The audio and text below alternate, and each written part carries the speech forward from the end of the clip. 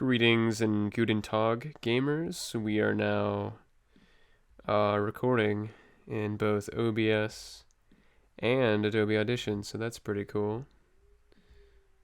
Let's just make sure it looks good. And it does. Very cool. So, ladies and gentlemen, we are live today to talk about some stuff. So let's do it.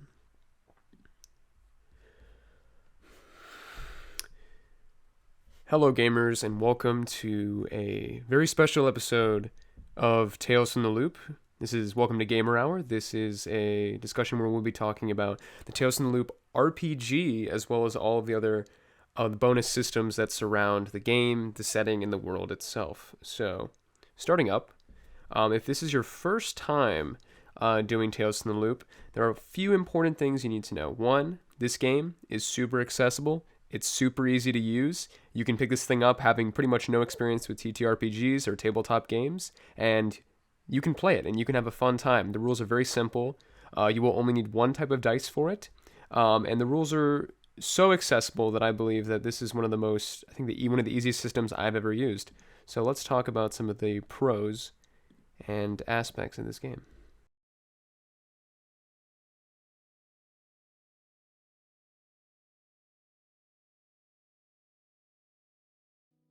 The number one benefit to Tales from the Loop is just how accessible it is. The accessibility is key when talking about this game because just from looking at the game guide and then also the quick start guide, the game is so easy to pick up and use that anybody can literally pick this up with basically limited to no experience and have a fun time. It's very easy to learn. You could explain this to somebody in about minutes. I'd say the most complicated part is probably the character creation, but that's also one of the most fun parts. So there's not really a whole lot of work involved with learning this system. If you are just starting out, I would highly recommend, there is a core rulebook you can get, which is a big, thick, like normal sized book that you can get, rather quite large. It's like probably about that big. And it's got everything, that's got everything you need, but you don't really need all of that, and I'll tell you why. But the thing I would recommend you getting is the quick start PDF. If you go to Drive-Thru RPG and look this up and scroll down, you'll find the Tales from the Loop quick start PDF. It's about $5. It's so cheap, and the best thing is once you get it, you can share it with all your players. You can send it out to everybody, and they can look at it. I sent this to Reese, Sarah, and John, and they all read through it because I read through it, and I was like, wow, this is amazing, and this is so simple. I would love for them to read it. Usually reading like a quick start game guide PDF, it's usually like, oh, there's just all this extra stuff you don't need. But the Tales from the Loop one was so streamlined. It was only about 30 pages. It is so worth it, and it gives you everything basically you need to know about the world, the game, the system, and the kind of what to expect as far as like rule-wise and everything, kind of like the gist in general about the game. That it is a definite, it gives you, I'm gonna be very honest, it gives you pretty much everything you need without buying the actual $30 book. So if you want pretty much everything that you'll need for the game, the Quick Start PDF has pretty much everything you'll need. The only thing it does not have is something I'll talk about a little bit later, which has to do with character creation. But other than that, everything you need to get started in this game is right there in that booklet. So, Tales from the Loop, the setting is probably the coolest thing about it. It is set in a alternate 1980s Sweden, so you can play between 1980 and like 1990s, or you can do whatever style or setting or timeline you want. But the best thing is the actual feel of the world, because I would say Simon Stauenhag, who does the art for both the game and then his original art books, which inspired the game, it has that both retro Swedish 1980s vibe, but you also see these things like robots and magnetrine ships, which are these hovering ships that use magnets to levitate and fly. You can find that we use both of these in our podcast, in our game, and it's such an intriguing world, and to have these things to work with and play with and just be able to interact with this world, it's very cool. It's very fun. It has a very different vibe than any other games I've played. I would say, like, compared to like D&D, it is a very unique setting, and it's very, I feel like, special in a way. It's not like many things you'll come across. It's very unique, and it's very endearing, and I kind of like it. I quite like it. It's very interesting. It definitely has a very beautiful and like a very good well of things to tap from for good stories, and I think that it is a great medium for that. So for, I'd say the biggest thing you know when starting out, when you're getting a group together, for getting everybody ready is character creation. Now, the most important thing about character creation is kind of just build a fun kid you think you'd have fun with. I think that's a pretty good first rule for most TTRPGs. Just build something that you would enjoy, something you'd have fun with. That's pretty straightforward, but when picking a kid, there are kind of these archetypes. There's like jock, there is like bookworm, there's like computer geek, there's like, what's another one? Oh yeah, weirdo is a good one. It's like I think there's a good solid like 6 to 8, but they all cover this popular kid. There's all like a good spread of different types of kid, and so you can kind of build your kid around that, but each one's kind of good at certain things and maybe not as good as other things, but you can kind of build your kid around that, and if you like building around stats, you can do that too.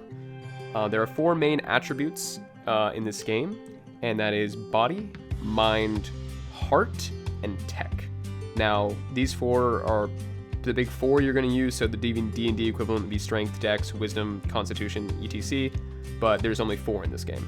And how it works is each of those 4 is broken down into 3 specialized skills, which are just kind of more specialized versions of those 4 main skills. So for heart, that's your ability to empathize. If you want your character to be able, and your kid to be able to like empathize and talk and like communicate and interact with others, heart is the way to go.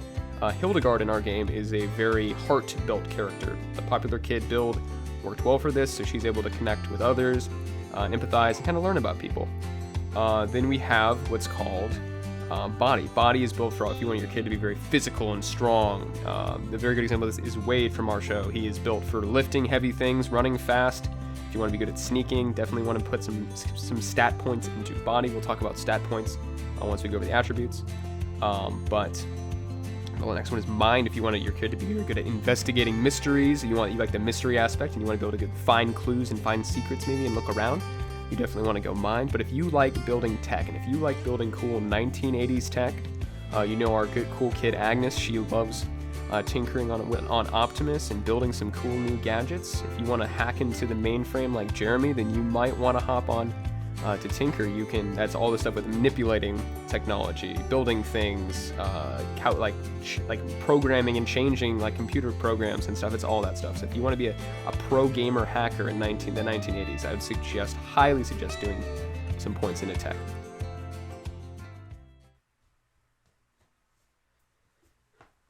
Ooh. We're back and we brought El Buco, because there's a very important piece of information I want to make sure that I give everybody that is in this book. This is the core rule book you can see here. This is what, if you buy the full-size book, it's about this. It's decent book size. It's a pretty good size, but it's got a pretty nice looking cover. But that's what you'll see. But let's flip to I'll get you guys the important thing. So basically everything that's in this book is in the Quick Start Guide for the most part. The Quick Start is more like a summarized version of it, but it is basically and pretty much everything you will ever need. So I highly recommend buying the PDF Quick Start Guide on Drive-Thru RPG. It'll help you out, and if you really like that, you can buy the book because it is basically an expanded version of that. So if you want more art, more of Simon's beautiful art, and you want kind of like an expanded, more in-depth version, and it also has 4 built-in GM adventures. It's a kind of like a 4-part adventure in the back. So if you want some like extra, like a little like pre-built story with like its own pre-made mysteries, I'd suggest that. The one thing that's not in the Quick Start Guide, that is the only reason you would even buy the full-size book if you really wanted that, would be the number of skill points that you start out with. And that is 10. So the big important thing is whatever age you choose your kid to be, that is how many attribute points you get. And then also after that, you'll get an additional 10 skill points that you can put into your additional skills. So if you are a 10-year-old, you get 10 attribute points that you can distribute among heart, mind, body, or tech. And then you can get your 10 additional skill points that every kid gets.